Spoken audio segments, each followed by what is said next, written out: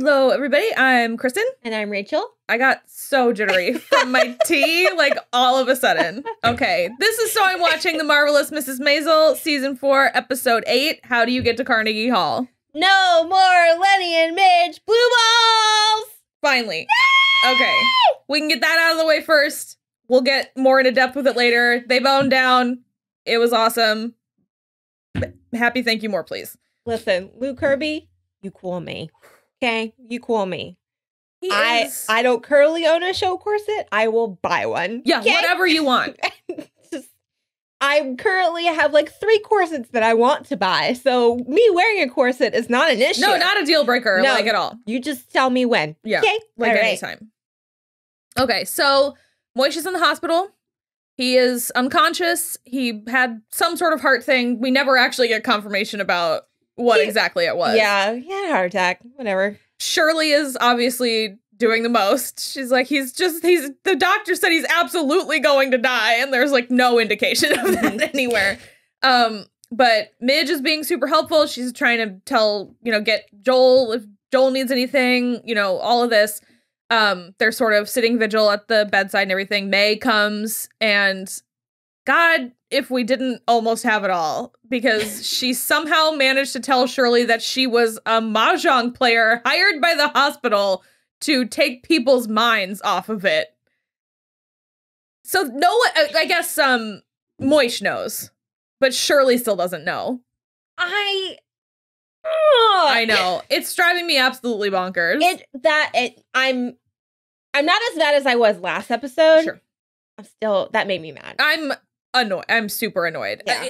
Moish knows, and so that's one thing. So right. At least, but he basically was like, she better be Jewish by the time she meets your mother. And she is apparently keeping this fucking baby. Okay, so we're not like sanctioning abortion, but also it's your body, it's your right. Do whatever the fuck you want. If it's not the time, then it's not the time. So you do you, boo. And May, we really need you to do you. I don't. Be a doctor. Be the doctor. I don't know. Regardless, she has this little scene with Midge. Okay. In that sense, May and Joel are perfect for each other. Because she's like, I figured we should have a little talk about, like, what's going to be happening with my kids and, like, what they should call you. I just don't want them to call you mom. And she was like, okay. She's like, so what should they call you? And she was like, why would they call me anything? She's like, what if it's your weekend? She goes, why would it be my weekend? Mm-hmm.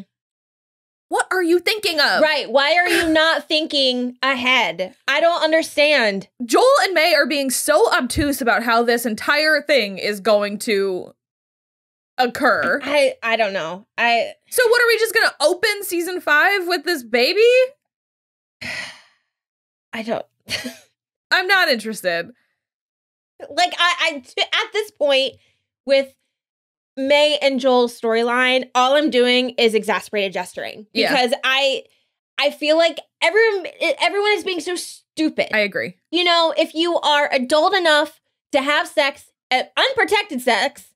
At that, and then 1960s protected sex, which is not as good as today's protected sex. Yeah, I mean, he's just pulling out. But she could have a diaphragm. He's pulling out. Well, yeah. But so you should be adult enough to have to sit down and be like, what the fuck are we gonna do? Yeah. It's 1960. We need to fucking figure this out. My God. And the fact that, like, neither Joel nor May are like giving any thought to how this is going to impact Midge and Ethan and Esther is beyond me. Because up until this point, Joel has been a very good father. Yeah. Especially when Midge was like on tour with Shy. And so it's just sort of out of nowhere. He has no concern for how a new woman and a new baby are going to impact his current children. I don't know. It's all sort of ridiculous. I just, I've said it several times on this channel, but the way that I tend to watch these like stories or just watch media in general is I put myself in the character's shoes. Yeah. And if that were to happen, my brain would immediately explode from all of the like possible outcomes that could happen. Right. And so, but then I am paralyzed by choice because it's like there's so many options. I don't know. Yeah. For me, the number one would be like, get that baby out. But you know what I mean? I like, but because then, sorry, got finished. No. It's just, I just don't understand why we keep leaning on, we'll figure it out. You need to figure it out now. Yeah. Because soon, there's going to be an entire human baby. Yeah. And so that's sort of where I just am like, how do you envision this happening? And that's the other thing where I'm sort of like, so May, like let's play it out. May has this baby and she continues to be a doctor. Then Joel won't be able to keep the club. Who's going to watch the baby at night when she's doing her like 48-hour rotations? And you have to think about this. Yeah.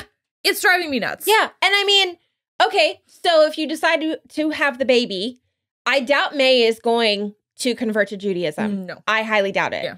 So you're not going to have a set of grandparents that will be willing to take this baby. I doubt May's parents are going to be particularly pleased. We remember the list of words she wrote. Yeah. So what exactly? What are you going to do? No idea. Midge is busy. She's got her own nighttime stuff going on. Yeah. You know, you can't bring, I mean, they could because, you know, with the obituary that Abe wrote Moish, where it was like, you took me in when we needed somewhere to go. So I'm sure Abe would feel like, we'll take the baby when you need it.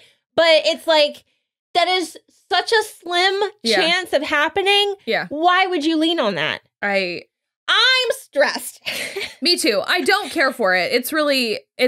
I felt like Imogene the whole time, just like patting people on the back. Just like, I'm very in demand right now. Yeah. I don't really know. So I guess moving on from that. Yeah. We had another little sort of round robin with the matchmaker women. At the end of the episode, Abe gave Rose some stationery that said Rose Weissman matchmaker. And so she's going to keep going. And she wrote to all of them and said, I'm not going to stop. So and scented it. Yeah. Because Kelly Bishop Benedetta was like, oh, it smells unbelievable. It's like beautiful. The obituary that Abe wrote for Moish, so sweet. It was so sweet. My God. He likes, is very awkward about it at first. And he's like, you got the 13 Jews out and like all of this and that and the other. And then he was like, he got into the actual meat of it. And he was like, you took me and my wife in when we didn't have anywhere to go. And you didn't ask for anything. And you helped my daughter, even though she wasn't still married to your son. And like, we can't ever repay you and all this. It was very beautiful. They were both crying by the end of it. And at the end, he said, and I miss you. Yeah. Oh my God. Adorable. I cried. I absolutely cried. Super adorable. And even then Moish was very touched. And Shirley was trying to wrangle everybody out of the room. And Moish just was like, yeah, he just like held his chest in the mouth. Thank you. Yeah. I mean, unbelievable. I can't. Plus, now he's got an obituary if he needs one. Mm-hmm. So yeah, and then when they take Moish home, like the Weissmans are there, but like, watch your step. Like he doesn't like know that his house, right? And then like everyone is just falling all over him, and it's just nice to see them really come together. And then Shirley too. I mean, what an opportunity! Because they let Shirley stay at the apartment so she can be still in the city in case anything happens. And she and Abe are like having a talk and he's like, no, I'm absolutely going first. It's not going to be Rose. And then towards the end of the scene, in like one of the most understated moments in Caroline Aaron's performance thus far, she just says, Abe, if Rose does go first, I'll help you. Oh. And he just was like, thank you. It was so nice. It's amazing. It was Am amazing. I going to cry again? All right. I can't do it. I asked you before we started. I know, but it's just, I'm reliving it. It's just so nice. It's fine. It was super lovely. So, in the midst of all of that, Frank and Nikki are still hanging out at Shirley's. At Susie's, sorry. Susie is still very, like, she doesn't understand the fact that, like, Miriam is still close with the Maisels. She's like, he's not your father-in-law. Who cares that he's in the hospital? And it's just like, I mean, it's still her kid's grandfather, and she's still friends with Joel. I kind of get it though, because she's still a little too ingratiated into the family fold, where which I mean, I'm sure it's going to serve a purpose later, but like, I kind of get it because it's like, this is it's a little unnecessary, but I'm also the type of person, once you're dead to me, you're dead to me. Like, well, goodbye. Sure. I don't know. In this instance, I find it so believable because they were a very close-knit group before the divorce, and they're still are the grandkids, and so they have to be still relatively close-knit. So I don't know. And Joel and Midge are handling this divorce like 21st century people. Right. So Frank and Nikki are still hanging out at Susie's all the time, fixing stuff, cooking stuff, hanging out, threatening the phone guy, all kinds of stuff. She needs a second line. She does need a second line. That is absolutely true, because right now they are working with the person across the alley from them to like, and then a bucket on the clothesline to send the phone extension over. How long is that phone cord? You can get them super long if you want. Yeah. So, it's all working out okay. Like, Midge wants to send James to do her set at the Wolford because Moisha's still in the hospital. It's working out. It's like, it's going okay. But it's not until the end where I got so pissed at Midge. Look. Okay. Do we need to talk about why we got mad at Midge? Because Lenny talked up, Lenny was approached to open for Tony Bennett. Yeah. And he couldn't because he was doing a set at Carnegie Hall. Yeah. Carnegie Hall. Am I drunk? No, I'm not. But so he talks up Midge instead, and the booker calls Susie, and Midge tells her to tell them no. And she being a big dum-dum about it. And so then proceed.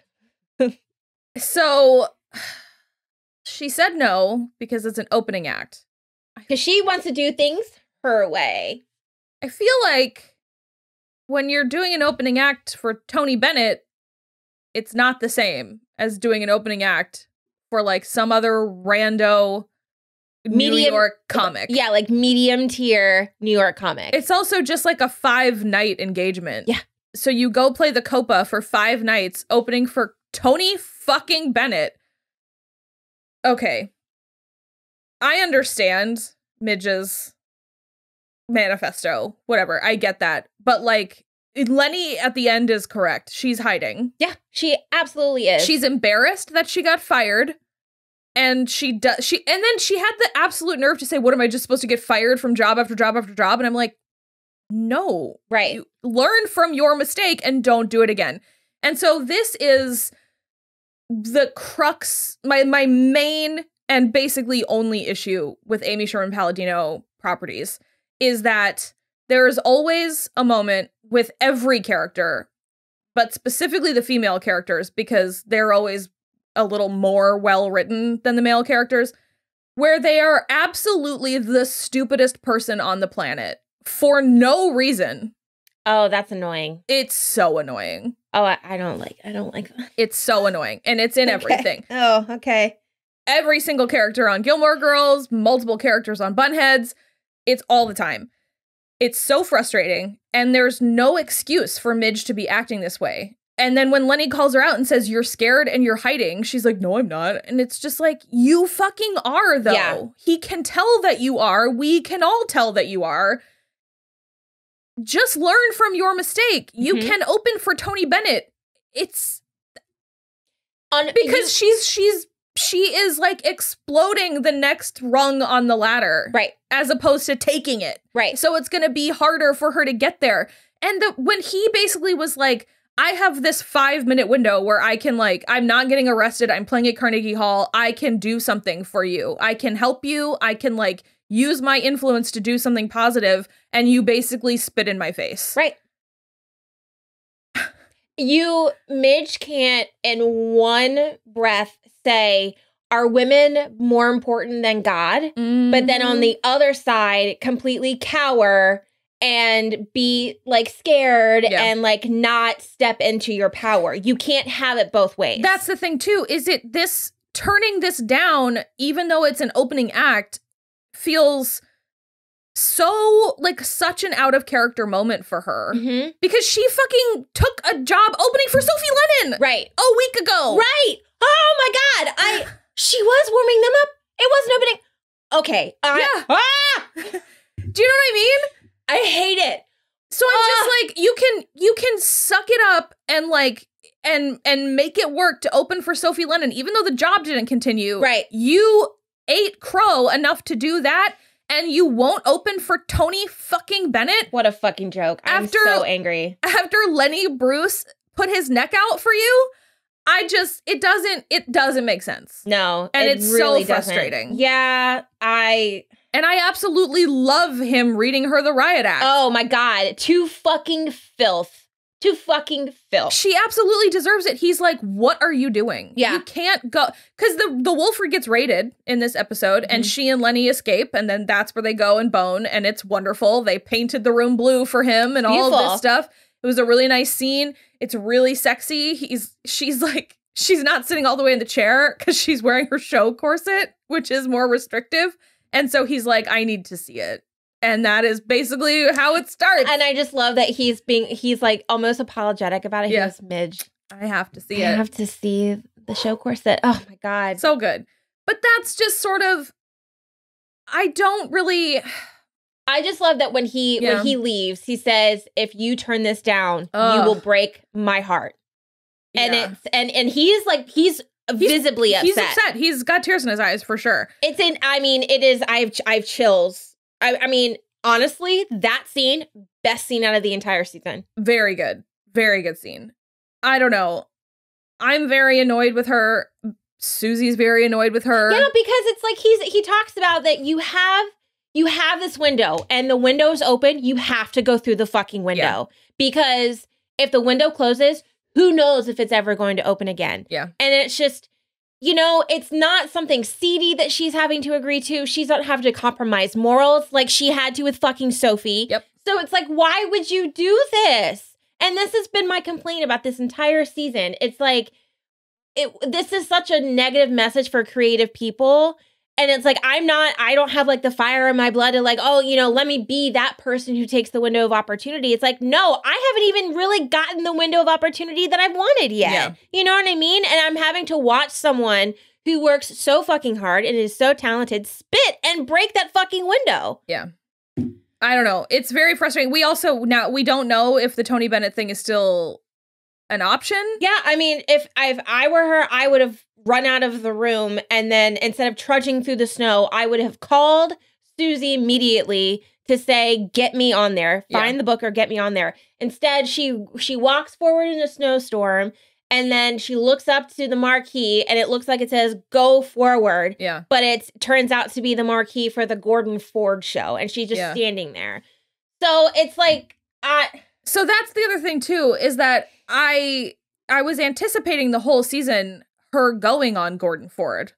Like, that is what I was imagining. Mm-hmm. And we still haven't done that, but it seems like potentially we'll do that in season 5, which like going on a late night show is obviously a good gig or whatever, but that's also not easy. And now the Wolford has been raided, and what are we going to do? And I did, though, love Boise. And she was like, Boise, we gotta go. And he was like, no, I'm fiddling on the Titanic tonight. It was very funny. So we've had this Gordon Ford show thing the whole season, and really nothing has come of it except for the Sophie Lennon thing, which then just dropped off the face of the fucking earth again. Yeah. Barely mention of it. And I mean, and that scene was catastrophic. Yeah. So we're really just gonna be like, I don't. And then so you think that, like, you fucking biffed the John F. Kennedy thing, and where they told you no dick jokes, they're going to tell you the exact same thing for Gordon Ford, and you think that you're going to be able to do that? How am I supposed to believe that she's going to be successful in doing that? Why do I think that she even deserves to go on the Gordon Ford show? Exactly. That's also not a headlining gig. No, it's not. So it's you are one of many. You're effectively opening for the next guest. Exactly. I don't really know where her brain is and where her priorities are. And I mean, if it gets her to act in a scene with Jason Ralph next season, then I guess maybe, but it's very, very frustrating. And then I don't think I finished with the Nikki and Frank stuff. Yeah. But they are basically, Midge like pulls Susie aside and is like, because they are trying to convince her to do the Tony Bennett thing. They're like, you should really reconsider. And they're like, and then you reconsider. Yeah, you should reconsider that decision and then take it. And she's like, so she pulls Susie aside and she's like, what are they doing here? They're mobsters. What are they after? And she's like, a taste. And Midge is like, a taste of what? Do you understand what's happening? Which is fair because they want a taste of the Tony Bennett money. And so does Susie. She's still not making Susie money. Yeah, she's literally going, la, la, la, la, la, la, la. I want to do what I want to do. And it's gross. I don't like it. Yeah. I don't feel good about this season. I don't. Yeah. I just love everyone on this show so much. Do you remember 2 weeks ago when I said I thought this might be my favorite season? Yeah. Yeah. Disagree now. Yeah. I don't want to shit all over this because I don't want to hate this, but I feel almost relieved that I don't have to watch this next week because I don't want to feel mad. I don't feel good right now. You know what? It's actually a little bit, not to the same extent at all. It's a little bit like watching the last season of Game of Thrones, where I'm like watching all of these incredibly gifted actors acting scenes that are total bullshit to their characters.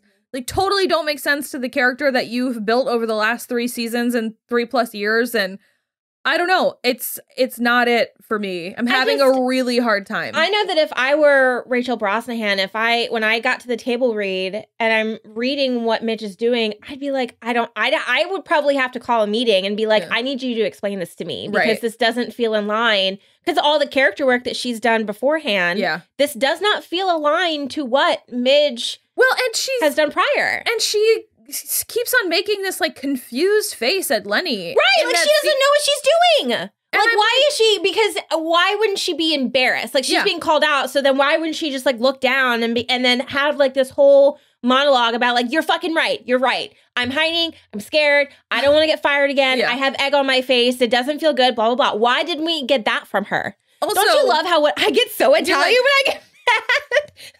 Also, what's really sort of annoying to me is I actually sort of wish that one of the moments that she was like, but Lenny, you do blank and you do blank and you do, and I just wanted him to be like, I'm fucking Lenny Bruce. I am already a person. You are not a person yet. Nobody knows who the fuck you are. And you have to be Lenny Bruce before you can be Lenny Bruce. Right. Well, and I like the fact that he was like, I am not a comedy messiah. Yeah. This pedestal that you put me on, I don't understand. And she was like, well, you love getting arrested. He was like, no, I fucking don't. It's not a badge of honor, he says specifically. Mm-hmm. Yeah, because he was like, this is what I want. Yeah. Carnegie Hall is what I want. That has been the end game. He just literally did a tight 5 at Carnegie Hall and walked off stage. Just moonwalked right out. That was it. Was there anybody after? How much did the people in the audience pay for a ticket to watch Lenny Bruce do a tight 5? My God. It's hilarious. Yeah. I assume it was a TV thing where we're supposed to believe he's been up there for 30 minutes. Yeah, it's like a Netflix special. Yeah. From minute 1, we've been led to believe that Midge is a very smart, very savvy, very ahead of her time woman. And so the fact that somehow she's gotten dumber about the way the world works and the way that show business works, the deeper she's gotten into it, is, to me, sort of an assassination of the character. Right. In a way that is very frustrating to continue watching. It's almost like I'm not rooting for her anymore. Mm-hmm. I want Susie to get another client. I know. I'm rooting for Susie to kick her out on her ass. Yeah. And be like, I'm growing a roster. Yeah. And I'm doing things the way things need to be done to make you successful. And if you don't like it, find other management. 100%. You can go hang out with fucking Sophie Lennon. Yeah. Because this is what Sophie did. Mm-hmm. Sophie, she got scared and she fucked it up. Yep. So why wouldn't Susie be like, I've already learned this lesson. I'm good. I want nothing to do with this. Yeah. I don't know. And I don't want to feel this way because Miriam Maisel is amazing. Yep. I love her. And you're just being such a crazy dum-dum. Yeah. And I don't like it. It's really very, I've said frustrating 100 times, but that is what it is. It's just very frustrating. So that is basically it. Moisha's home, you know, everything. And then, you know, Midge is walking home. I guess Kennedy won. Was this the election night as well? Guess, so Kennedy won. Or I guess he probably won the ticket. The primary? Yeah. Okay, so yeah. All right, well, I mean, we will be back for the fifth and final season for sure whenever they decide to make it. But, you know, I really hope that there's a sharp upswing. Yeah, and I mean, maybe because we were talking about this a little bit. I mean, they were filming during COVID. Maybe that had something to do with it because we're all collectively traumatized. Yeah. So who knows?